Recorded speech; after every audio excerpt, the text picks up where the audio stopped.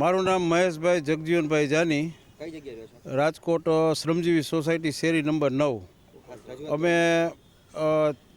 છેલ્લા લગભગ લોકડાઉન પછી અમારી સોસાયટીની આસપાસ જે દાખલા તરીકે ઢેબર કોલોની છે, હસનવાડી છે, બાબરિયા છે, જ્યાં મુસ્લિમ વસ્તી વધારે છે, હવે એ લોકો ધીમે ધીમે ગોપાલનગર, ગાયત્રીનગર, ઢોલરિયાનગર એમાં વસવાટ કરવા માટે નવા મકાનો હમણાં તાજેતરમાં ગોપાલનગર 5માં 2 મકાન, 4માં 2 મકાન એવી રીતના ધીમે ધીમે આગળ આવતા જાય છે, જેથી અમે અમારી બધા સોસાયટીના રહીશો છે, ગોપાલનગર, શ્રમજીવી, ગાયત્રીનગર, ઢોલરિયાનગર, ગીતાનગર, એવા રહીશોની એક વિનંતી છે કે આ વિસ્તારમાં અસાનધારો લાગુ કરે।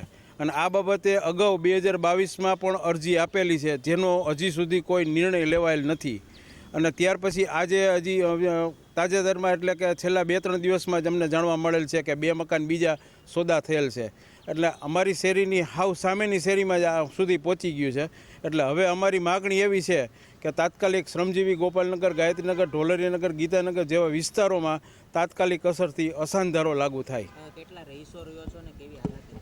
અત્યારે અમે બધા શાંતિથી રહીએ છીએ, કોઈ પ્રોબ્લેમ છે નહીં, કારણ કે અમારા શ્રમજીવી સોસાયટી ગીતાનગરમાં કે એમાં કોઈ એવા તત્વો રહેતા જ નથી, પણ ધીમે ધીમે હવે ઢેબર કોલોનીથી આ બાજુ અમારા બાજુ આવતું જાય છે, એટલે અમારા તાત્કાલિક આ કાર્યવાહી। સ્થાનિક નેતાને રજૂઆત કરી? ના, હજી સ્થાનિક નેતાને અગાઉ 2020માં જ્યારે ગોવિંદભાઈ પટેલ ધારાસભ્ય હતા ત્યારે તેઓને રજૂઆત કરેલી હતી, પણ ત્યાર પછી એમાં કાંઈ અમારા આગળ વધેલું નથી કંઈ।